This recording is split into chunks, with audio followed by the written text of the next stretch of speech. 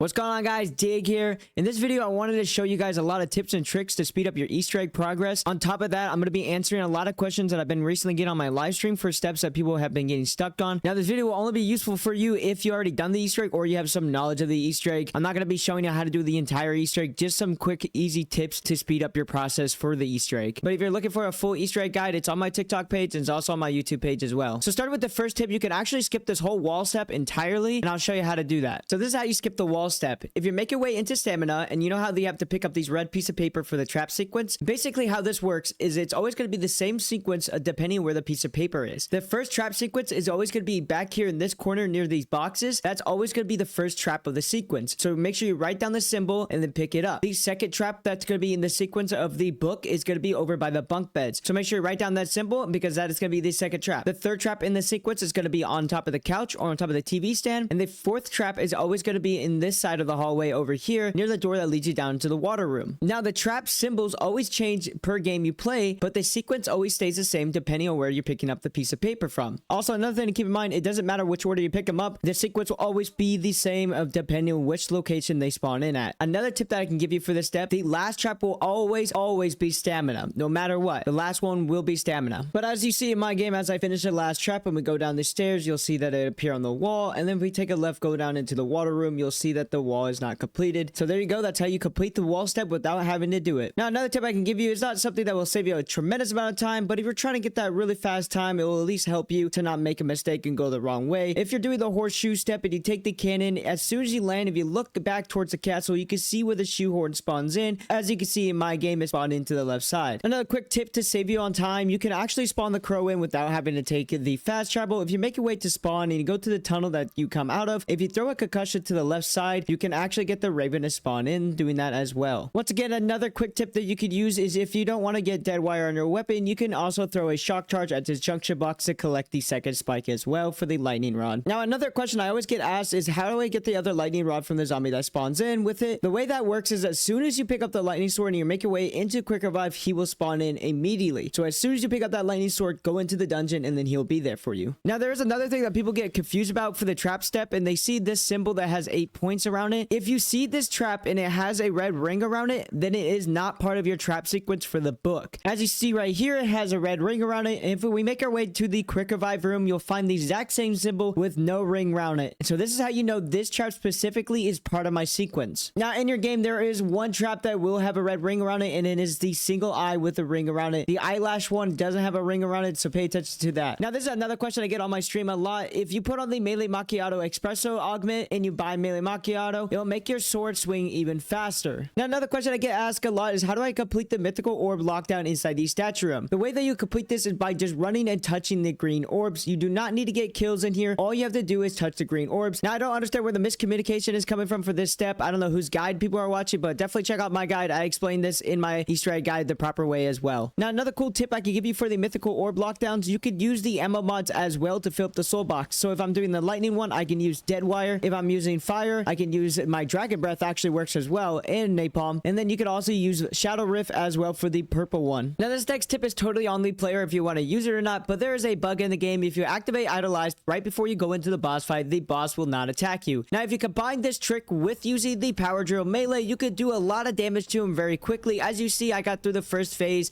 within less than 10 seconds. Now, in the future, I highly doubt they're gonna nerf the drill for the boss fight, but I guarantee they will fix this bug with the idolized, so use it as soon as possible if you want to get the boss fight done. If you don't want to cheese it like that, that's totally fair in my opinion if you want to do it legit, but I highly recommend bringing the power drill for that boss fight if you are doing it legit, because it does a tremendous amount of damage very quickly to him. Now, if you're doing the lightning sword and you're doing the upgrade and you put the lightning rods in and it starts to storm, you do not need to get eliminations. All you have to do is just wait for your sword to get struck and then just melee the vice. That's all you have to do. I know there's some guides out there that tells you have to get kills. You do not need to get eliminations. All you have to do is just stand inside the storm and wait for your sword to get struck by lightning. Now, if you're doing the fire sword upgrade, you can actually just slide into the zombies to heal yourself up. You do not actually have to melee them. You could just slide right past them and it will eliminate them, similar to PhD slider. Another tip to deal with the amagmas on the map is you could use the fire incantation or the lightning one. It will literally 2 or 1 shot the amagma depending on what round you are on. Well, that's all the tips I have for right now. If you guys enjoyed this series, drop a like, drop a follow. Let me know in the comment section if you guys want me to do the same thing for Liberty Falls or for Terminus as well. And also continue to this series on with the other Black Ops 6 map releases. Hope you guys enjoy the rest of your day, and I'll see you guys in the next one. Peace.